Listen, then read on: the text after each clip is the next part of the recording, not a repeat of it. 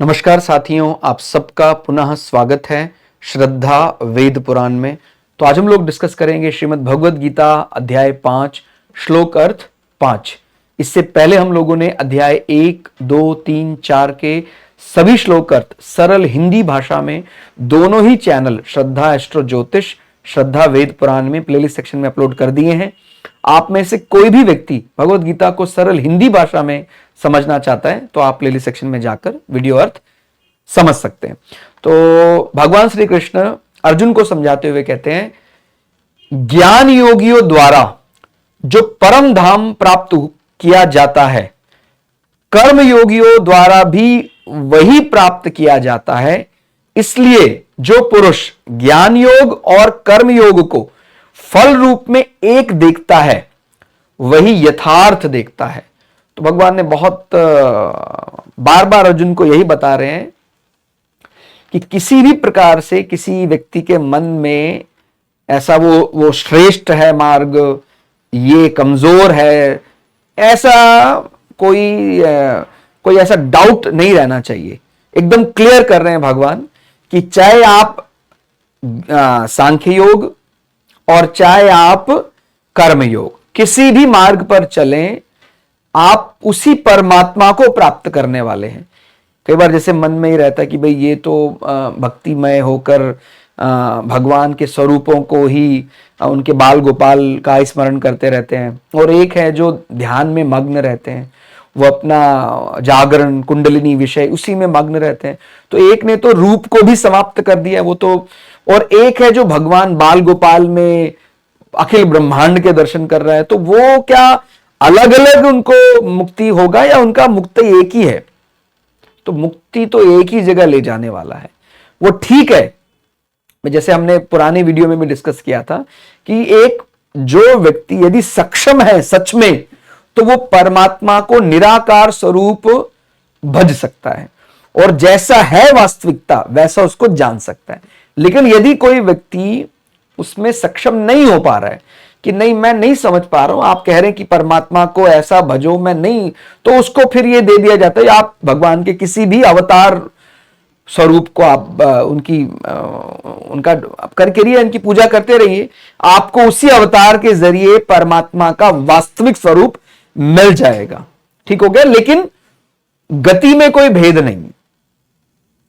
मुक्ति का मतलब माने अगर मुक्त मार्ग मिल गया, मुक्ति मिल गई, तो चाहे कोई सांख्य योग से मुक्ति को प्राप्त किया है किसी ने, चाहे किसी ने कर्मयोग से प्राप्त किया है, वो मुक्ति उसको वहीं ले जाने वाली है। हां, यह जरूर लग सकता है कि अगर किसी ने कर्मयोग में शुरुआत की हो, तो भगवान के लोकों की कल्पना की हो, तो शुरुआत उसकी भाई जैसे गोलोक धाम गए, बैकुंठ लोक धाम गए, उसके बाद फिर मन में एक और अभिलाषा जागती है कि प्रभु क्या और भी इसके अतिरिक्त कोई लोक है ऐसा? तो फिर भगवान कहते हैं फिर तो मैं ही हूं, फिर मेरे लोक नहीं, स्वयं मुझ में ही मिल जाना है।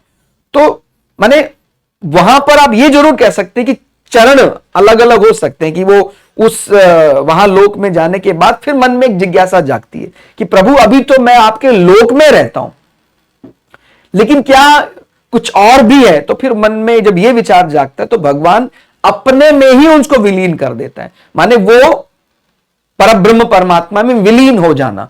और सांख्य में तो फिर हम वास्तविक स्वरूप उसी को ही पहचानते हैं, माने उसी में ही मिल जाने की बात शुरुआत से की जाती है। लेकिन डेस्टिनी माने हमारा अंतिम लक्ष्य वही है। ठीक हो गया। इसीलिए कोई भी व्यक्ति ये श्रेष्ठ है, वो कमजोर है, अगर ऐसा मानता है तो उसको बुद्धिमान नहीं कहा जा सकता है। ठीक हो गया। यथार्थ माने जो वास्तविकता है, कहते वही देख रहा है जो इन दोनों योगों को अंततो गत्वा एक ही में जोड़ सकता है। और किसी ने अगर ये मान ले कि नहीं नहीं ये श्रेष्ठ नहीं है, ये श्रेष्ठ है, तो हमने जैसे पुराने वीडियो में भी डिस्कस किया था, पुराने श्लोक अर्थ में भी डिस्कस किया था, भाई जो हमें हमारी बुद्धि को जो नहीं एक जगह स्थिर कर पा रहा है, तो वो मार्ग चाहे कितना ही श्रेष्ठ हो, वो हमारे लिए नहीं बना हुआ है। जैसे मेरा बुद्धि है, मैं नहीं समझ पा रहा हूं, भगवान सांख्य योग में सीधा वास्तविकता को माना जाता है कि भगवान निराकार है, उसको वैसे ही भजा जाए, मैं नहीं समझ पा रहा हूं, तो फिर उस मार्ग का मेरे लिए क्या क्या प्रयोजन है? कोई प्रयोजन नहीं। वो मेरे लिए एक प्रकार से श्रेष्ठ होने के बाद भी, यदि वो श्रेष्ठ है तो भी वो निराधार हो गया मेरे लिए।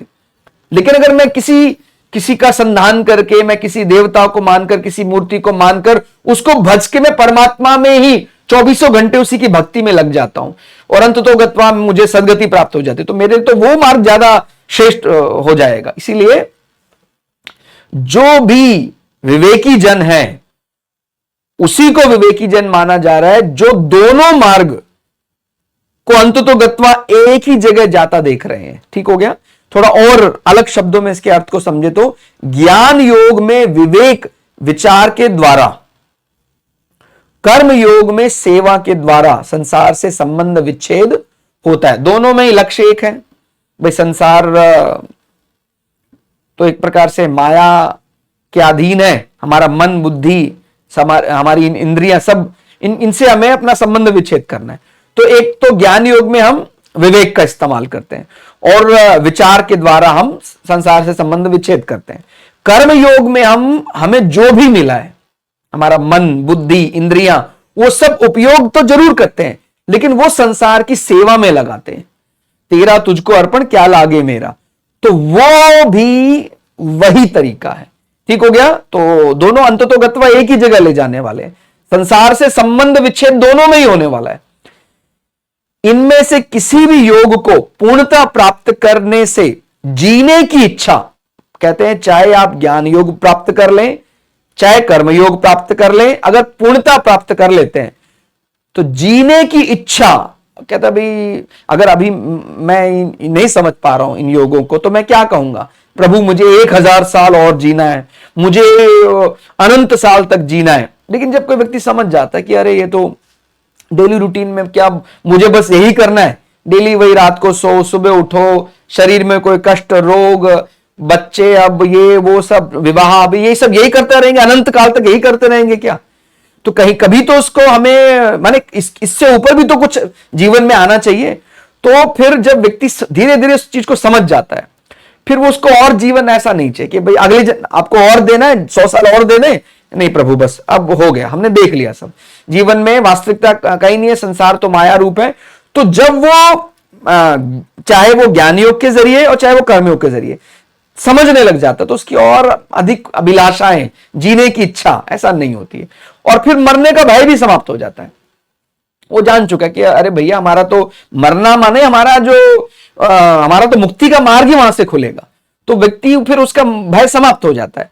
पाने का लालच, जब उसको पता ये लग जाता है कि अरे ये संसार में मैं कितना ही पालूं, इस संसार का ये सिक्का, खोटा सिक्का, ये वहां चलने वाला नहीं है। मुक्ति मार्ग में इस यहां के प्राप्ति की कोई अहमियत नहीं है। मुक्ति मार्ग में तो चाहे मैं 100 करोड़ जमा कर लूं, चाहे 1000 करोड़ जमा कर लूं, वो मेरे लिए सब निराधार है। तो फिर उसको और ज्यादा पाने की लालसा समाप्त हो जाती है। वो दोनों ही मार्ग में ऐसा है, ज्ञान योग में भी कर्म योग में भी। और करने का राग, और कर लें, और ज्यादा कर लें, अहम, दूसरे को दिखाने के लिए, बताने के लिए, वो सब समाप्त हो जाता है। तो करने का राग, ठीक हो गया भाई। सबको कर्म में स्वाभाविक रूप से वृत्ति है मनुष्य की, लेकिन जब वो समझ जाता है एक स्तर पर आकर, तो केवल जो मूल आवश्यकताएं हैं, मूलभूत क्रियाएं हैं, कछुए की तरह जरूरी कर्म है वो करता है, उसके बाद हाथ वापस अंदर डाल लेता है। तो उसको बहुत ज्यादा करने का फिर राग साफ, तो ये चारों सर्वथा मिट जाते हैं।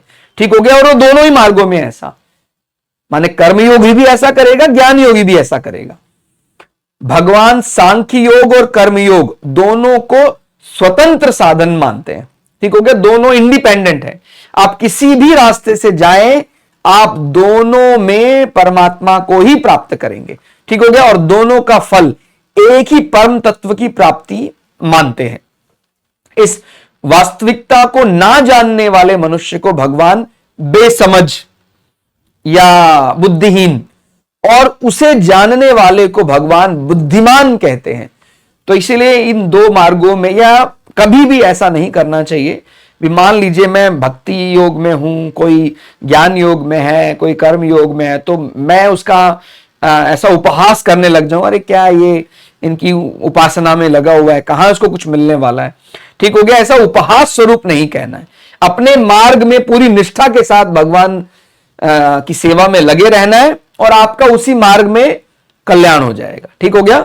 सांख्य योग में साधक चिन्मयता, चिन्मयता यानी पूर्ण चेतन स्वरूप परमात्मा में स्थित होता है, जैसा वो है वास्तव में उसी को भजता है। वो धीरे धीरे जो भी जड़ है उसको त्यागना शुरू कर देता है। हमारा शरीर भी जड़ ही माना जाएगा, जो भी संसार का है।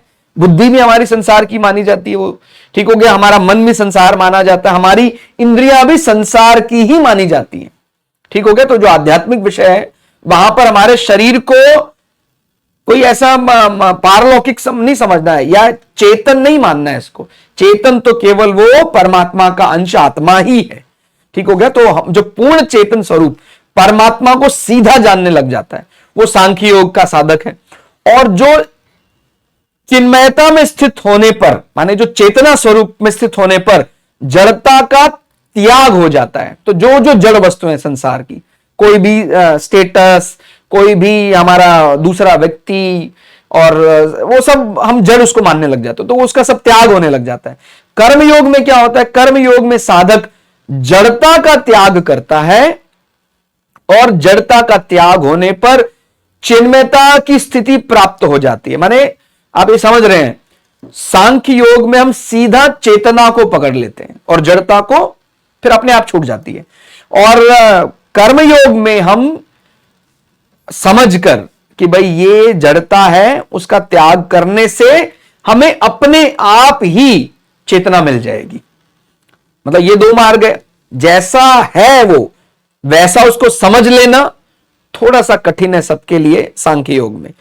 और कर्म योग में जो नहीं है उसको धीरे धीरे अपने जीवन से, माने जो जो जड़ पार्ट है उसको धीरे धीरे अभ्यास से अपने जीवन से अलग करते रहना। तो कर्म योग में हम कर्म का त्याग नहीं करते हैं, हमें पता है कि वो जो कर्म है वो जड़ है, लेकिन वो कर्म करते हुए कर्म फल का त्याग करना शुरू कर देते हैं और परमात्मा स्वरूप को पा लेते हैं। तो दोनों ही मार्ग परमात्मा से मिलाने वाले हैं। या तो जैसा चेतना स्वरूप है वैसा समझ ले, या जड़ता को अलग, जो जो अलग अलग जड़ता वो समझ ले, तो भी हम चेतना को पा लेंगे। तो दोनों ही मार्ग जो एक देखता है वही यथार्थ यानी वही वास्तविकता को देखता है। ठीक हो गया। तो इस प्रकार सांख्य योग और कर्म योग दोनों ही साधकों के परिणाम में चिन्मयता की प्राप्ति का अनुभव होता है। तो इस प्रकार से भगवान ने 5वें अध्याय के 5वें श्लोक का अर्थ समझाया। तो श्लोक अर्थ आपको कैसा लगा कमेंट करके जरूर बताइएगा। मिलते हैं अगली वीडियो में, तब तक के लिए जय श्री भगु पराशरा, जय श्री शुक्राचार्य, नमस्कार।